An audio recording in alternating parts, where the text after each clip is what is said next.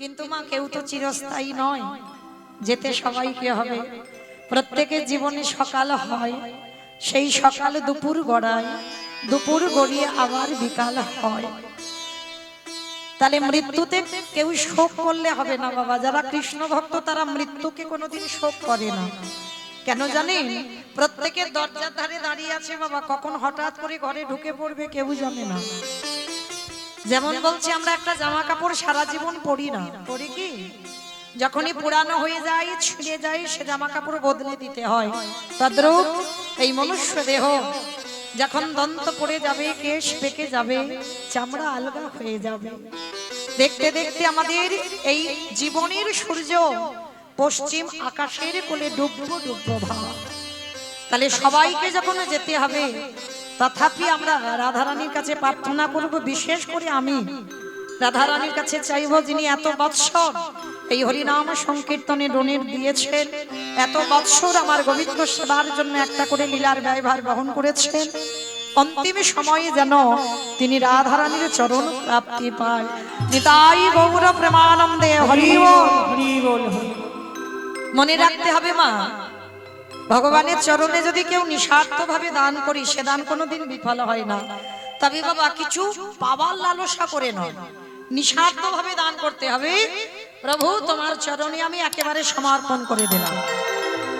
ভগবান বলছে, ফলের আশা করে কেউ যদি কিছু করে বাবা, তাতে লাভ হয় না, কিন্তু ফলের আশা না করে যদি কেউ কিছু করে, তাতেই বেশি লাভ হয়।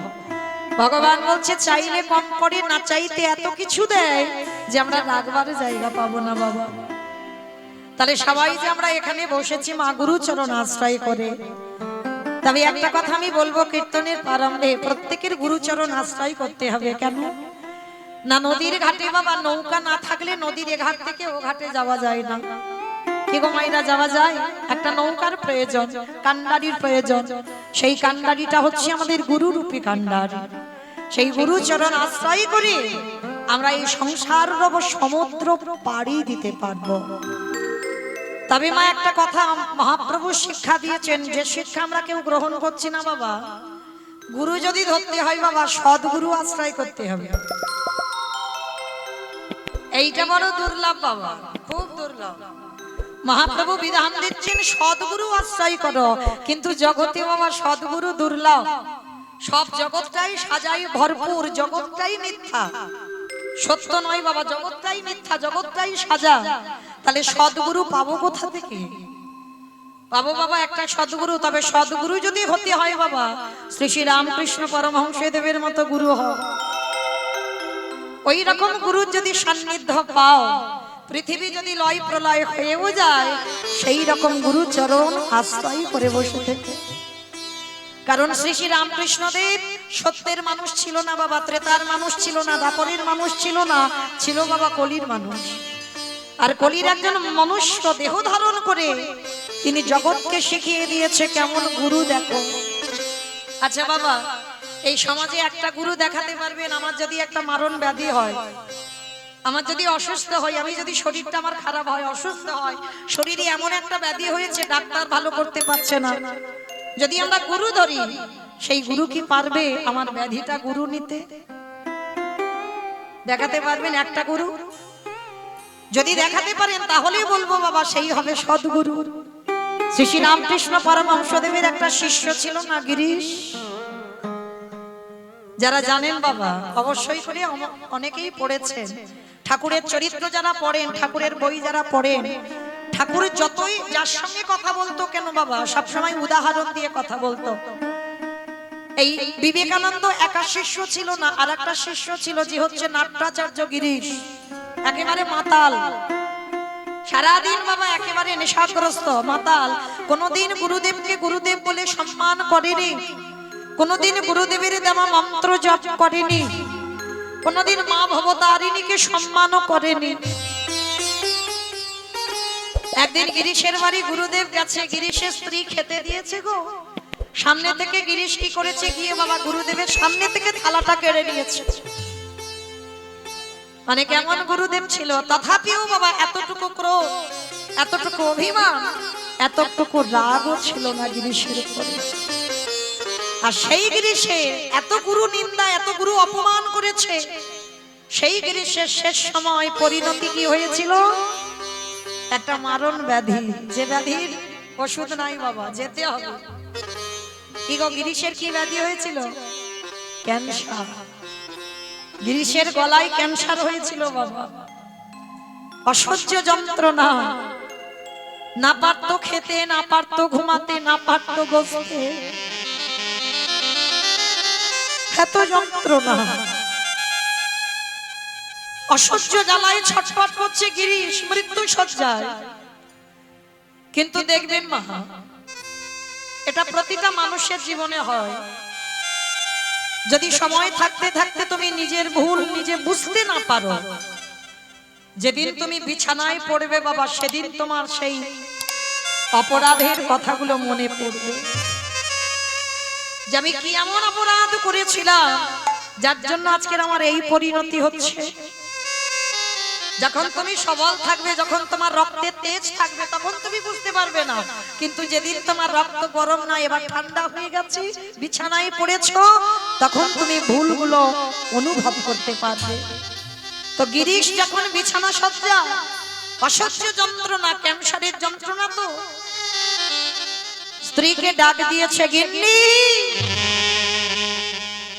এই যন্ত্রণা আমার আর সহ্য হচ্ছে না গো, বড় জ্বালা, বড় যন্ত্রণা, বড় কষ্ট। গিন্নি, জীবনে কোনোদিন আমার গুরুদেবের দেওয়া মন্ত্র জপ করলাম না, জীবনে কোনোদিন আমার গুরুদেবকে একবারে ডেকে দেখলাম না, জীবনে কোনোদিন আমি আমার ভবতারিণীকে ডাকলাম না। জানো গিন্নি, আমার মনে হয় অন্তত মৃত্যুর সময় একবার আমার গুরুদেবকে ডেকে দেখি। হয়তো আজকের ওই পাপের জন্য আমার এই দশা। মৃত্যু শয্যায় গিরিশ শুধু একবার ডাক দিয়েছিল, গুরুদেব। যখনই একবার গুরুদেব বলে ডাক দিয়েছে, কলকাতা বাগবাজারে বসে বাবা গিরিশ ডাক দিল। আর শ্রী শ্রী রামকৃষ্ণ পরমহংসদেব কোথায় ছিল বাবা? দক্ষিণেশ্বর কালীবাড়ি। কতটা রাস্তা, দক্ষিণেশ্বর কালীবাড়িতে ঠাকুর বসে আছে, আর গিরিশ বাগবাজারে বসে ডাক দিয়েছে গুরুদেব বলে। একেই বলে গুরু, একেই বলে শিষ্য। এই গুরু শিষ্য কাছাকাছি এসে গেলে বাবা চম্বুকের মতো একটা টান এসে যায়। যেই না গুরুদেব বলে ডেকেছে, রামকৃষ্ণদেব চমকে উঠেছে। কে কে আমায় এমন করে গুরুদেব গুরুদেব বারবার ডাকলো? গিরিশ, গিরিশ, এতদিন পরে তোর গুরুর কথা মনে পড়লো বাবা, এতদিন পরে তোর গুরুদেবের নামটা স্মরণে এসেছে। দক্ষিণেশ্বরে বসে মায়ের সামনে বাবা ভগবানের ভবতারিণী ডাকছিল। সেই অবস্থাতে ঠাকুর কি করেছে? খালি পায়ে ছুটতে ছুটতে বাবা কলকাতা বাগবাজারে যাচ্ছে। পায়ে কোনো জুতো নেই, খালি পায়ে যাচ্ছে ছুটতে ছুটতে। কেন? শিষ্য ডেকেছে। আর যেই না গিরিশের দরজায় গিয়ে দাঁড়িয়েছে, গিয়ে দেখে না গিরিশ মৃত্যু শয্যায়, অসহ্য যন্ত্রণায় ছটফট করছে। ঠাকুর দরজার ধারে উঁকি মেরে দেখছে গিরিশ বিছানায় পড়ে আছে। ঠাকুর গিয়ে দরজায় উঁকি মেরে বলল, গিরিশ। কে কে ডাকলো আমার? কে ডাকলো আমায় গিরিশ বলে? কার কণ্ঠস্বর? এই কণ্ঠস্বরে আমার হৃদয়টা জুড়ে।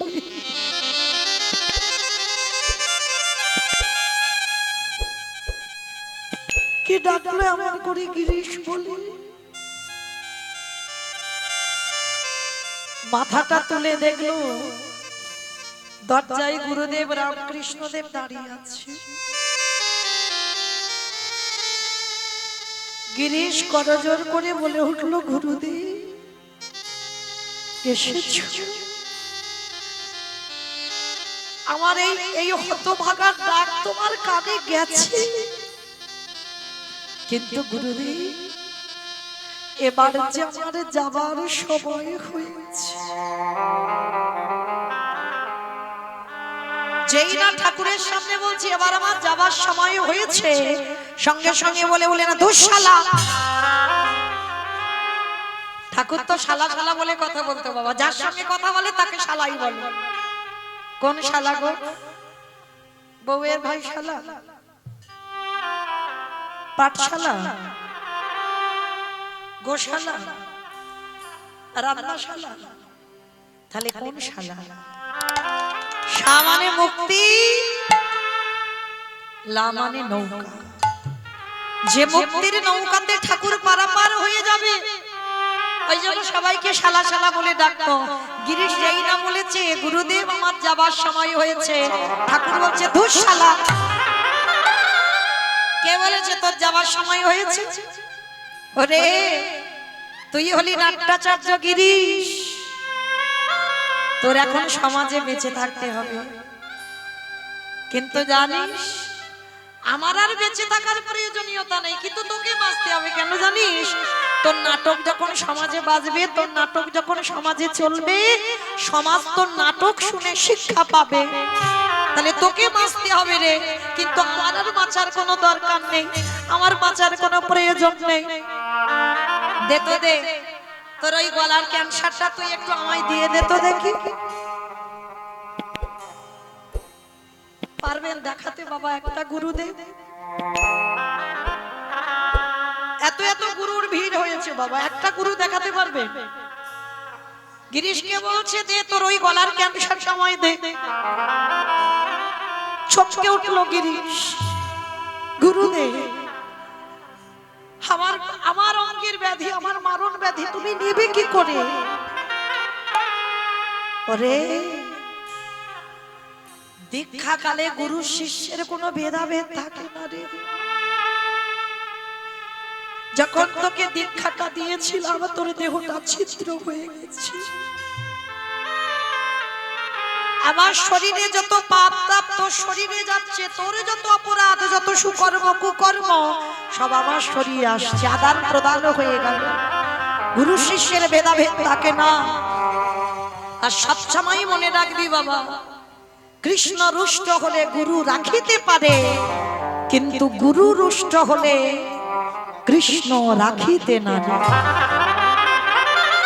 যদি প্রকৃত সৎগুরু যদি একবার রুষ্ট হয়ে যায়, ভগবানেরও সাধ্য নাই তাকে রাখতে পারবে।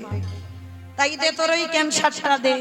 যখনই ঠাকুর গিরিশের গলার দিকে তাকিয়েছে না, ওই একটা তাকানিতে ওই গিরিশের গলার ক্যান্সারটা ঠাকুরের গলায় এসেছে। শ্রী রামকৃষ্ণ দেবের বাবা ক্যান্সার হয়েছিল না গলায়?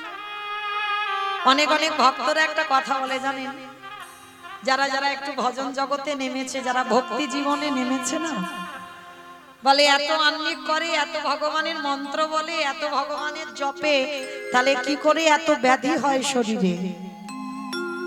মূর্খ ভক্তরা বলে, যারা মূর্খ তারাই এই কথাগুলো বলে। কিন্তু না, আমি বলে যাই বাবা, ব্যাধি তাদের শরীরে যায় যারা কৃষ্ণ চরণের দাস হয়েছে। কারণ ব্যাধিরাও চায় যে আমরা ভক্ত চরণ আশ্রয় করি। একবারে যদি সাধুগুরু বৈষ্ণবদের চরণ আশ্রয় পাই, তাহলে না জানি আমাদের ব্যাধি জন্মধন্য হয়ে যাবে। তাই ব্যাধিরাও চায়, মারণ মারণ ব্যাধি, যে ব্যাধির ওষুধ নাই সেই ব্যাধিগুলো ভক্তদের গায়ে যায়, সেই ব্যাধিগুলো ভক্তদের অঙ্গে যায়। কেন? তারাও বাবা ভক্ত সঙ্গ করতে চায়। নিতাই গৌর প্রেমানন্দে হরি বল। কারণ এই শ্রী শ্রী রামকৃষ্ণ দেব এমনই একজন গুরুদেব ছিল। আমরা অনেকে বলি মা, ভগবানকে বাসি কাপড়ে খেতে দেওয়া যায় না। আমি খেয়ে ভগবান সেই থালায় খায় না। আচ্ছা মা, কোনদিন ভগবানকে ভালোবাসতে শিখেছেন? আমরা শিখিনি গো। ভগবান কোনদিন এই বিধানগুলো দেয়নি। যদি এই বিধান দিত বাবা, সবরই নেঠো ফল আমার রামচন্দ্র খেত। অর্ধেক করে খেয়ে রেখে রেখেছে যে কোনটা মিষ্টি ফল, কোনটা টক ফল, কোনটা তিতো ফল। যেটা মিষ্টি সেটা প্রভুর জন্য তুলে রাখতো, আর যেটা টক যেটা তিতো সেটা নিজে খেত। তাহলে কে বলেছে ভগবান খায় না? আমি যে থালাতে খাবো সে থালাতে ভগবান খায় না? তাহলে শ্রীখণ্ডে মুকুন্দ সরকারের ছেলে রঘুনন্দন বাবা কত কত মন্ত্র দিয়ে ডাকতো, আর রঘুনন্দন গিয়ে বলছে খাও নাড়ু, খাচ্ছে না। রঘুনন্দন তো ছোট, বলেছিল আমি খাইনি বলে তুমি খাচ্ছ না, একটা কামড় দিয়ে বলছে এবার তো খাও। এই হলো ভগবানের সঙ্গে প্রেম, এই হলো ভগবানের সঙ্গে ভালোবাসা। ভগবানকে ভালোবাসতে গেলে বাবা হৃদয়ে সংকোচ থাকবে না। আরে এটা ছুঁয়ো না, এটা করো না, এটা ঠেকিও না, এইটা নয়। ভগবান কোনোদিন বলেনি বাবা। ভগবানকে ভালোবাসতে গেলে একেবারে নিঃসংকোচে, হৃদয়ে কোনো সংকোচ থাকবে না যে আমার কোনটা পাপ হচ্ছে আর কোনটা পূর্ণ হচ্ছে, এই ভাবনাটা ভক্তের থাকবে না। একেবারে ভগবানকে যেমন একটা সন্তানকে ভালোবাসছো, যেমন একটা স্বামীকে ভালোবাসছো, সেইভাবে ভগবানকে ভালোবাসতে হবে। কি গো, তুমি যদি তোমার ছেলেকে খেতে দিতে যাও, তুমি বলবে আরে ছুঁয়ো না, ছুঁয়ো না, আমার ছেলে খাবে, ছেলে খাবে, বলো বলো না তো। তাহলে যদি তুমি তোমার স্বামীকে খেতে দাও, বলতে পারবে কি ছুঁয়ো না, ঠেকিও না, বলতে পারো? পারো না। তাহলে ভগবানকে ভালোবাসতে গেলে কোনো কন্ডিশন নয় বাবা, একেবারে নিঃস্বার্থ ভাবে, মানে আমার মধ্যে কোনো সংকোচ বোধ থাকবে না, সেইভাবে কৃষ্ণকে ভালোবাসো, তবেই কৃষ্ণকে লাভ হবে। ভক্তদের চরিত্রগুলো লক্ষ্য করে দেখবেন, সমস্ত ভক্ত এইভাবেই ভগবানকে পেয়েছে। জানো এই শ্রী শ্রী রামকৃষ্ণ পরমহংসদেব দক্ষিণেশ্বর কালীবাড়ির যে গঙ্গা আছে, অনেকে গেছে, ওই গঙ্গার পাড়ে বাবা পায়খানায় বসেছে, আর পায়খানায় বসে বাবা একটা কচি শশা ভেসে যাচ্ছে। ভালো করে শুনবেন, কচি শশাটা দেখে না ঠাকুরের লোভ হলো, নিজের খাবার জন্য নয়, মানে এত ছোট্ট কচি শশা ভেসে যাচ্ছে, ঠাকুর পায়খানা করছে। পায়খানা করতে করতে ভাবলো বাহ কি সুন্দর শশাটা ভেসে যাচ্ছে গো, যদি নিয়ে আমার মাকে খাওয়াতাম। সেই পায়খানা করা অবস্থায় খেয়াল নেই যে আমি জল শোধ করি, গঙ্গায় ঝাঁপ দিয়ে কচি শশাটা তুলে নিয়েছে, আর শশাটা তুলে নিয়ে ওই অবস্থাতে মা ছুটে গেছে মা ভবতারিণীর কাছে। মা, ও মা, খানা খাবি নে? দেখ আমি পায়খানা করতে করতে শশা ভেসে যাচ্ছিল, তোর কথা মনে পড়লো, খানা মা। এই হচ্ছে ভালোবাসা। শ্যামা মাকে আমার কালো রে, শ্যামা মাকে আমার কালো, শ্যামা মাকে আমার কালো রে, শ্যামা মাকে আমার কালো, লোকে বলে কালী কালো, ওই লোকে বলে কালী কালো, আমার মনে তো বলে না কালো রে, জয় মা।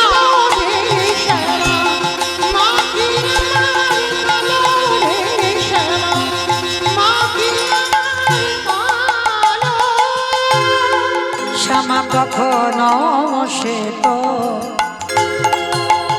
কখনো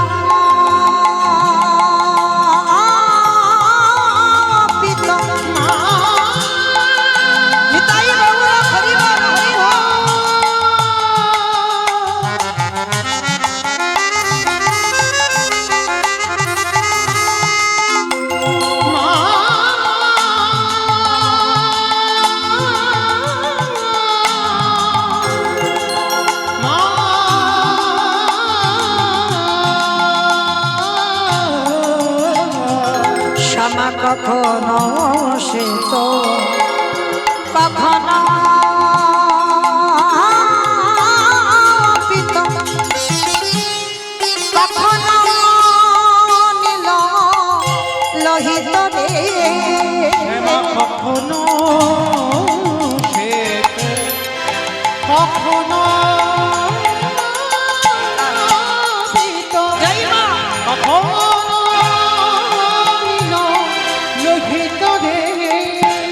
আগে তো বুঝিনি এমন জননী, আমি আগে তো বুঝিনি এমন জননী, আমি আগে তো বুঝিনি আগে তো বুঝিনি এমন জননী, আমার ভাবিতে জন গেল রে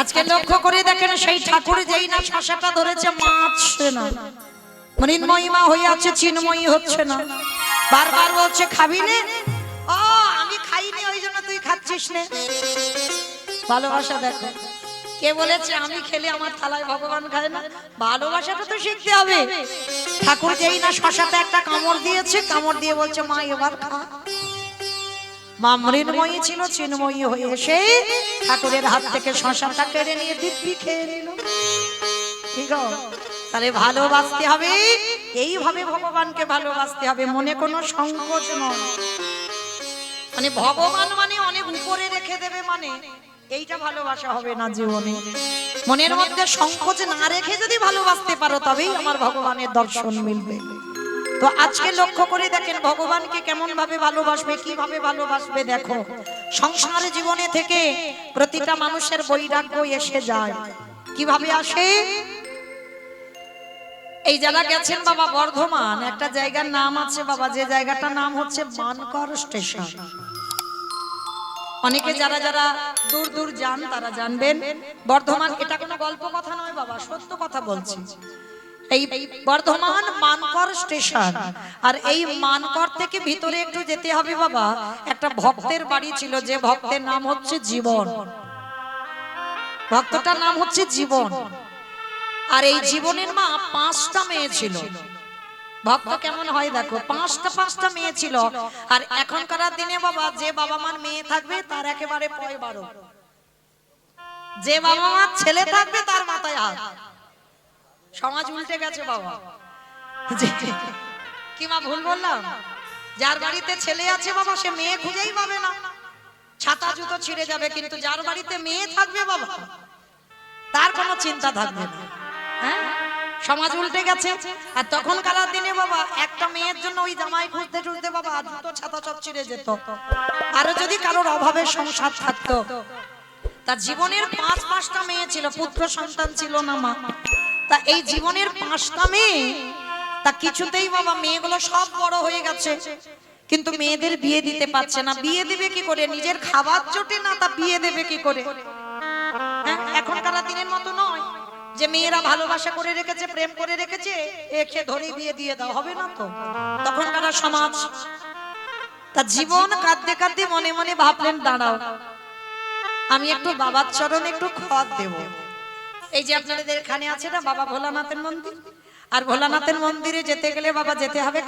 কাশী বিশ্বনাথ একেবারে কাশী ধামে গিয়ে এই জীবন ভক্তটা খত দিয়েছিল খত মানে 1 সপ্তাহ অনাহারি অনিদ্রায় বাবার কাছে মানে যেটা আমরা চলতি কথায় বলি বাবা হতে দিয়ে পড়ে থাকো না 1 সপ্তাহ ছিল জীবন তা বাবার কাছে 1 সপ্তাহ যখন অনাহারি অনিদ্রায় পড়ে আছে বাবা তো আশুতোষ একটুতে সন্তুষ্ট মানে বাবার কিছু অনেক অনেক মন্ত্র লাগে না মানে একটুতেই বাবা তুষ্ট হয়ে যায় এই যে কটা দিন আগে না শিব চতুর্দশী হয়ে গেল একটু বেলপাতা দুধ গঙ্গা জল একটা বাতাসা দিলেই হবে আর কিচ্ছু লাগবে না এই শিবরাত্রি আমরা ব্রত করলাম কেন অনেকে বলছে অল্প অল্প বয়সের মেয়েরা করে কেন বলে ভালো বর পাওয়ার জন্য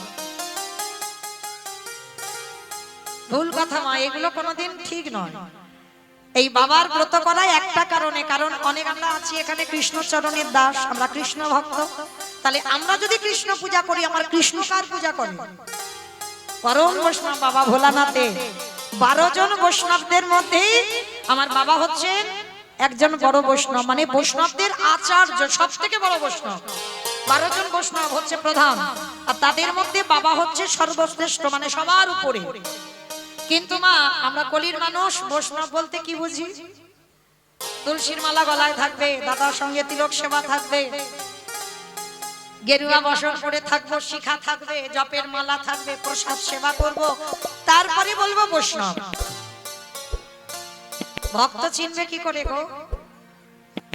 অপরাধ নিও না, কাউকে কষ্ট দেওয়ার জন্য কথা বলছি না বাবা, আমার কথা নয়, এটা মহাপ্রভু বলছেন। ভক্ত চিনবে কি করে? এই আভরণ দেখে, পোশাক দেখে নয়। পোশাক দেখে তুমি জীবনে ভক্ত চিনতে পারবে না। ভক্ত চিনতে গেলে ভক্তের নয়নের দিকে চাইতে হবে। ভক্ত চিনবে নয়নে, ভগবান চিনবে চরণে। আর এই পোশাকগুলো যে আমরা পরি বাবা, এগুলো তো আভরণ। আমার বাবা ছিল না, আমার বাবা না পড়েছে তুলসীর মালা, না পড়েছে বাবা দাদার সঙ্গে তিলক সেবা আছে বাবা, এসব কিছুই নেই। বাবা শিখা নাই, জটা আছে। তাহলে বাবা বৈষ্ণবদের শ্রেষ্ঠ, বৈষ্ণবদের আচার্য। কেন? বাবার বাইরেটা বৈষ্ণবতা সাজ নয়, বাবার ভিতরটা হচ্ছে বৈষ্ণব। ঋণাদপি শুনেছি না তরুরিব সহিষ্ণু না অমানিনা মানদেন কীর্তনীয় সাদা হরি। তুমি যদি আভরণ না সাজো, মানে তুমি আভরণ করছো না, পোশাক করছো না, তোমার ভিতর যদি বৈষ্ণব এসে যায়, তুমি হবে বৈষ্ণব। তোমার ভিতরটাকে বৈষ্ণবতা করতে হবে। তৃণ মানে ঘাসের থেকে নরম হতে হবে, গাছের মতো সহিষ্ণুতা অর্জন করতে হবে। অমানিনাকে মান দিতে হবে। সমাজ যাকে সম্মান করবে না, সমাজ যাকে ভালোবাসবে না, তুমি যদি ভক্ত হও তাকে তুমি কোল দাও, তবে তুমি বৈষ্ণব। কেউ যদি একটা গালে চড়ও দিয়ে যায়, মা তুমি আর একটা গাল গাড়িয়ে দাও। বৈষ্ণব যে হবে সে জীবনে বাবা মাথা তুলে কথা বলবে না, সর্বদা নত ভাব। বৈষ্ণবদের প্রধান আচার হবে নত ভাব। আর আমার বাবা ভোলানাথ কি করলো বাবা? নির্জন জায়গা বেছে নিল। ওই আমাদের মতো মা চারিদিকে নাম করে করে বেড়াচ্ছে না, বাবার একেবারে কেদারনাথ বদ্রীনাথ, মানে একেবারে পাহাড়ের মাথায়। কেন? সমাজকে বাবা বৈষ্ণব হয়ে শিক্ষা দিলেন, নাম করতে গেলে বাবা নির্জন জায়গায় বসে ভজন কর, লোকালয় নয়, এটা নাম হয় না। মহাপ্রভু রঘুনাথ দাসকে বলেছিল না, মর্কট বৈরাগ্য ধারণ করবে না, লোক দেখানি বৈরাগ্য ধারণ করবে না, বৈরাগ্য যেদিন আসবে প্রকৃত বৈরাগ্য ধারণ করবে। তাহলে আজকে সেই জীবন বাবার কাছে খত দিয়েছে, তা বাবা তো থাকতে পারেনি আশুতোষ, সন্তুষ্ট হয়ে দৈববাণী করছে, জীবন আজীবন শোন, তোর ওই 5টা মেয়ের বিয়ের ব্যবস্থা হয়ে যাবে। কি করে হবে বাবা? শোন, আমি করতে পারবো না, আমি বৈষ্ণব মানুষ, আমার কিচ্ছু নেই, আমি কি করে মেয়েদের বিয়ে দেব? শোন, তুই এখান থেকে যাবি বৃন্দাবন, আর বৃন্দাবনে গিয়ে দেখবি ওই যে যমুনার পাড়ে মদন মোহন মন্দির, আর মদন মোহন মন্দিরের সামনে আছে বাবা সনাতন গোস্বামীর ভজন কুটি। যা, ওই সনাতন প্রভুর কাছে একটা মূল্যবান জিনিস আছে, সেইটি যদি তুই একবার পেয়ে যাস, তাহলে তোর 5টা মেয়ে কেন, তুই গোটা গ্রামে যদি সবার সমস্ত মেয়েদের বিয়ে দিস, তবু তোর অর্থের অভাব হবে না। অমাইরা, এ কথা যদি কেউ শোনে কত আনন্দ হবে। মানে জীবন তো একেবারে জড়জগতে আছে বাবা, সংসার জীবনে আছে, মনে বড় আনন্দ। মানে ওইখান থেকে, মানে মানকর থেকে ওই কথাটা শুনে আর ঘরে গেল না, সোজা গেছে বৃন্দাবন। আর বৃন্দাবনে গিয়ে মদন মোহনের মন্দিরের সামনে দেখছে সনাতন গোস্বামীর ভজন কুটির। অট্টালিকাতে ভগবান পাওয়া যায় না বাবা, পাথর সেটিং করা ঘরে ভগবান পাওয়া যায় না। যদি যেত, যাদের পদ আমরা অবলম্বন করছি বাবা, তারাই ভজন কুটির গুলো করে রেখেছে, দেখবে একজনের মতো বসা যাবে, খড়ের চাল, ছোট্ট একটা মাটির কুড়ে ঘর, সনাতন গোস্বামীর ভজন কুটির। আর সেই ভজন কুটিরে বসে সনাতন প্রভু নাম জপ করছে সারাদিন।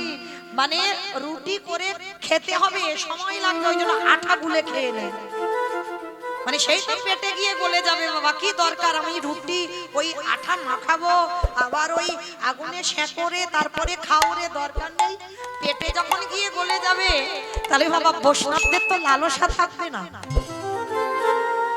যে ভালো ভালো খেতে হবে, তা তো না, আঠাটা গুলে গ্লাসে করে খেয়ে নিত, পেটে গিয়ে চলে গেল, হয়ে গেল। তা সেই রকম গোস্বামী, আর সেই সনাতন গোস্বামী বসে আছে নামের মালা নিয়ে, জীবন গিয়ে দাঁড়িয়েছে। বাবাজি, ও বাবাজি, কে? আমি জীবন গো। কোথা থেকে এসেছো বাবা? আমি এসেছি সেই মানকর বর্ধমান অনেক দূর থেকে এসেছি। বেশ বেশ, কি চাও? যারা ভক্ত হয় বাবা তাদের কথাবার্তা গুলো দেখবেন আলাদা হয়। তারা কোনোদিন রেগে কথা বলে না, সর্বদা তাদের দেখবেন মুখের কোণে একটা হাসি থাকবে সর্বক্ষণ। ওই যে বললাম বাবা, চিনতে হবে, আমরা তো চিনতে পারছি না বাবা। তারা সর্বদা একটু নত ভাব, সর্বদা একটু হাসি ভাবে কথা বলে, কারোর সঙ্গে কোনোদিন ক্রোধ, কারোর সঙ্গে ঝগড়াঝাটি বিবাদে যেতে চায় না। তা সনাতন প্রভু বলছে, বলো জীবন, কি ব্যাপার হঠাৎ আমার কাছে এসেছো? বলে আমি তো আসিনি, আমাকে পাঠানো হয়েছে। সে কি, তোমাকে কে পাঠালো? বলে কেন, আমি কাশী বিশ্বনাথে ছিলাম, বাবা ভোলানাথ আমাকে স্বপ্ন দিয়েছে তোমার কাছে একটা মূল্যবান জিনিস আছে। আমার পাঁচটা মেয়ে, জানো, আমার সংসার চালাতে পারি না, মেয়েদের বিয়ে দিতে পারি না, তাই আমি খত দিয়েছিলাম। বাবা আদেশ দিল তোমার কাছে নাকি একটা মূল্যবান জিনিস আছে, সেইটা নাকি যদি আমি পাই আমার নাকি অভাব চলে যাবে। দেবে বাবাজি আমায়? সনাতন প্রভু হেসে উঠেছে, আমার বাবা ভোলানাথ তোরে পাঠিয়েছে আমার কাছে, ঠিক আছে, আমি তো আমার কাছে রাখিনি রে বাবা, যা, কিন্তু পাবি কিনা বলতে পারবো না। আমি ওই যে ছোট্ট সরোবর দেখছি ওইখানে তো ফেলে রেখেছি, সেটা ফেলে দিয়েছি। শিখি, অত মূল্যবান জিনিস যেটা আমি পেলে আমার অভাব চলে যাবে, সোনা দানা টাকা পয়সার কিছু অভাব থাকবে না, আর সেটা তুমি ফেলে দিয়েছো জলে। বলে হ্যাঁ জীবন, আমার তো সব কাজে লাগে না, ওই জন্য আমি ফেলে দিয়েছি। সেটা কি জানো? পরশমণি পাথর।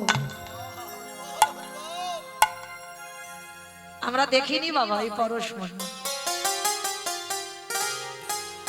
পরশমণি পাথরের নাম আমরা শুনছি বাবা, লোহাতে ঠেকালে লোহা নাকি সোনা হয়। আর আমার ভগবান তো পরশমণি গো, যদি কেউ আমার ভগবানের পরশ একবার পেয়ে যায়, তার দেহটা সোনার থেকে আরো দামি হয়ে যায়। আর যদিও বা পাও মা, জীবনে বলো না কেন জানো, আপন ভজন কথা না কহিবি যথাযথ, বলতে নেই। ভজনের কথা তুমি মরে গেলেও জীবনে বলো না। আজকে কি করেছে, যেই না জীবনকে বলেছে যাও ওইখানে একটা পাথর আছে, দেখবি তুই ডুব দিলে পেয়ে যাবি, মনে হয় তোর হাতে উঠবে, দেখ।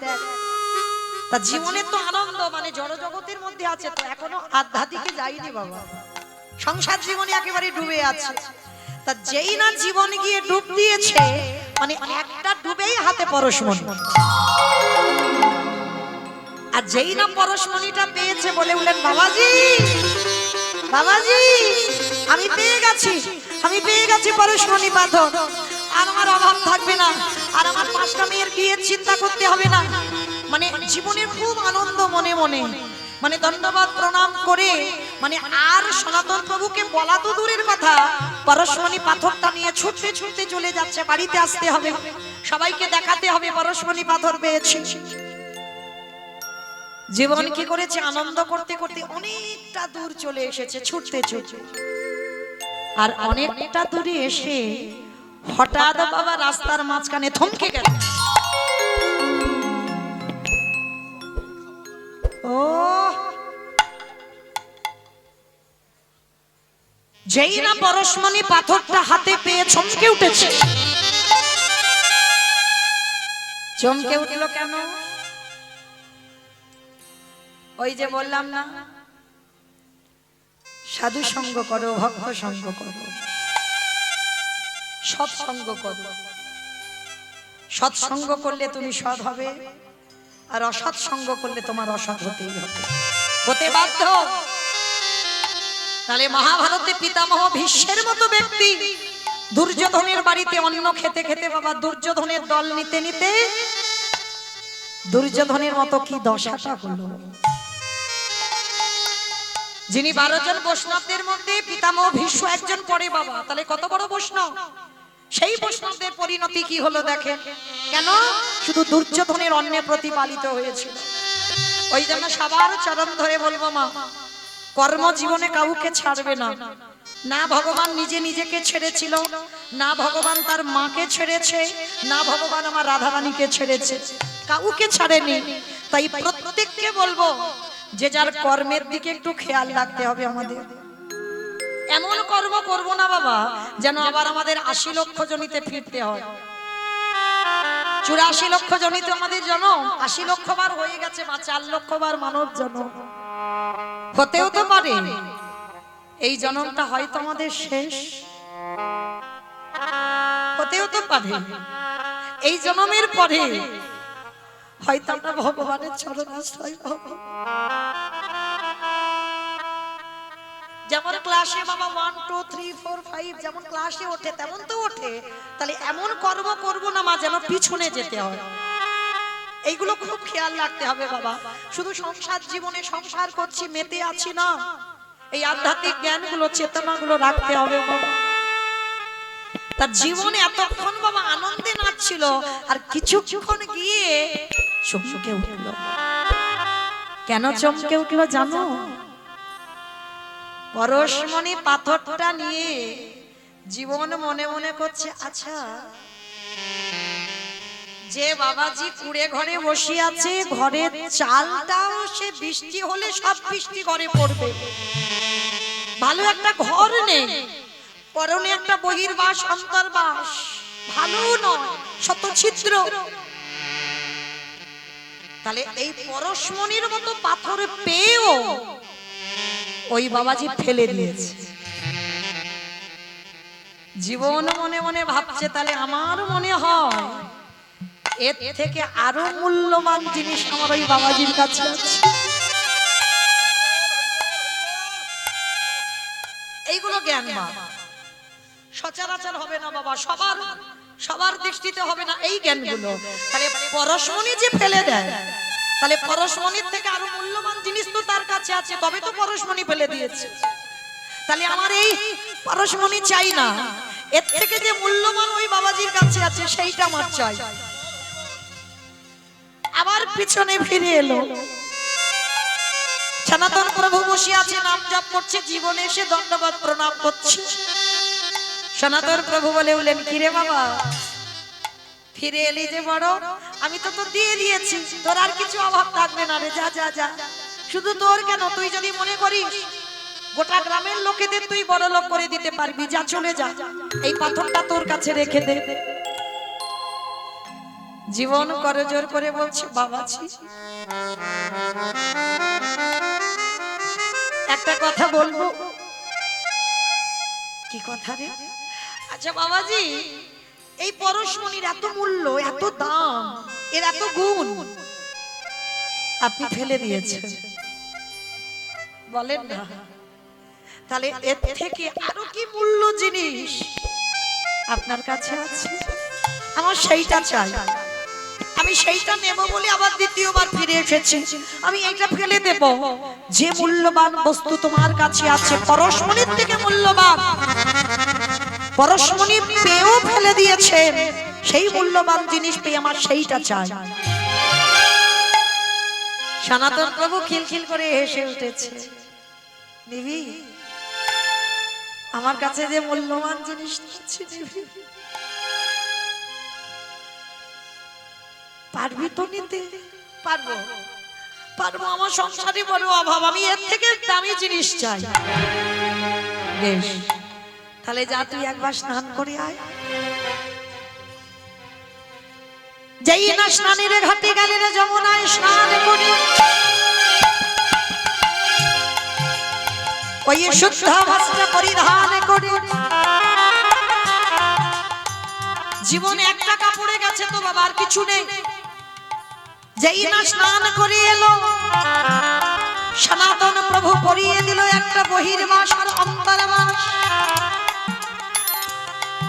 দাদা অঙ্গে দিল সেবা, ওই কণ্ঠে তুলসীর মালা। যেই না আভরণে সাজিয়ে দিল,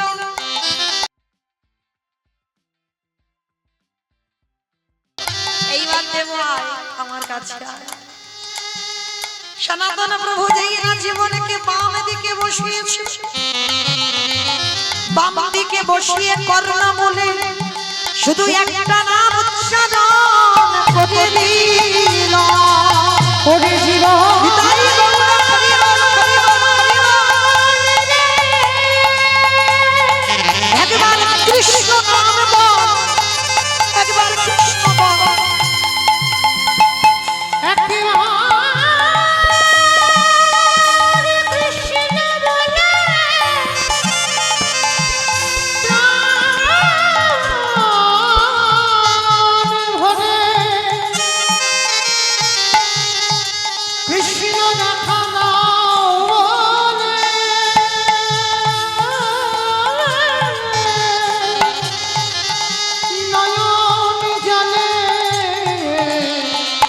তারে ডেকে কৃষ্ণ কৃষ্ণ কৃষ্ণ কৃষ্ণ কৃষ্ণ কৃষ্ণ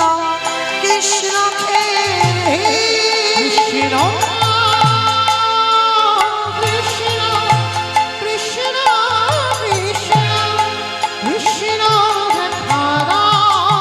হে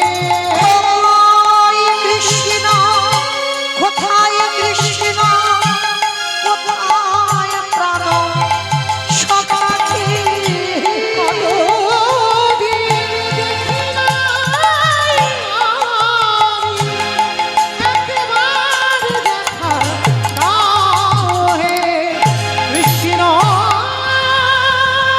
হৃদয় গৌর প্রেমানন্দে করিব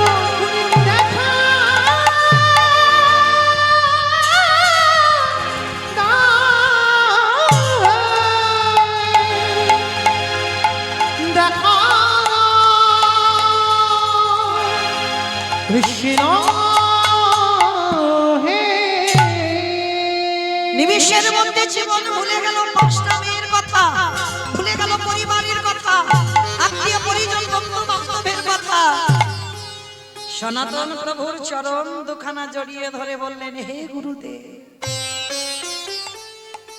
আমি তো আর ফিরব না, যতদিন এই দেহে প্রাণ থাকবে আমি আর সংসার জীবনে জড়িয়ে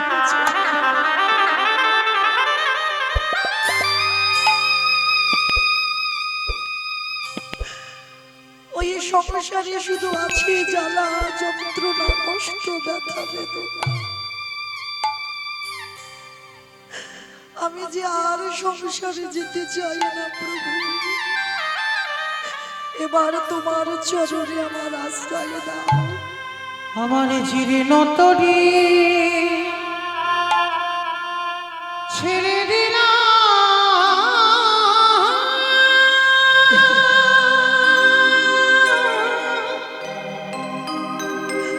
তোমার চরণে অকল ধরি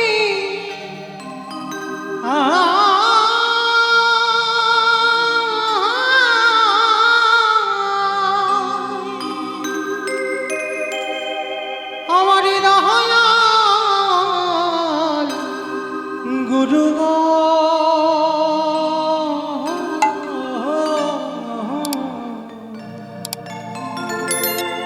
পৌঁছাইয়া দিও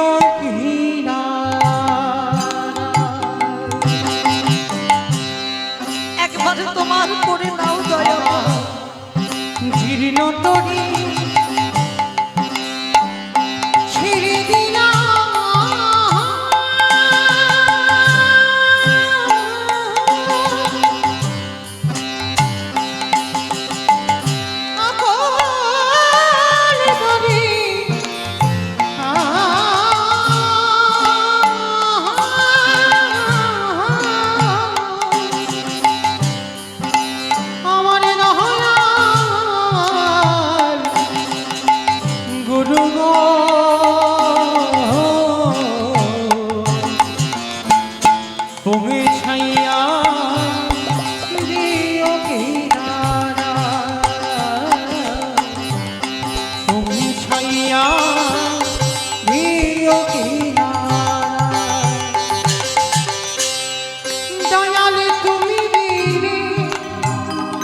আর যে আমার গতি নেই। আমার ইঁদুরে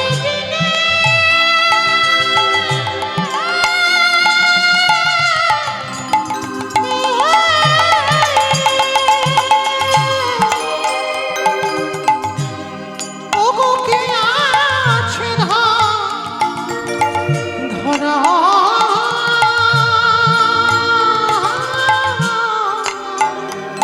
একবার তুমি তোমার মুড়া গুরু গো তুমি ছাইয়া দিও কিনারা তুমি ছাইয়া দিও কিনারা আমার দাদি মাছি সবই গেল আমি একা বসে রইলাম। একমাত্র আমি তবু তোমার কৃপা কাহার মনে দয়া আশায় বসে আছি দয়ালে তুমি হইও আমার বাড়ির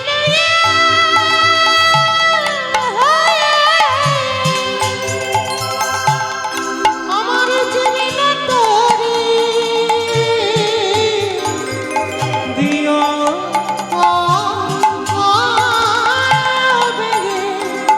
আমার তোটি যেন ডুবি না যায় তাই গৌর হরি বল হরি বল হরি বল। আমার দয়াল গুরু গো তুমি ছাইয়া দিও কিনারা তুমি ছাইয়া দিও কিনারা গুরু গো,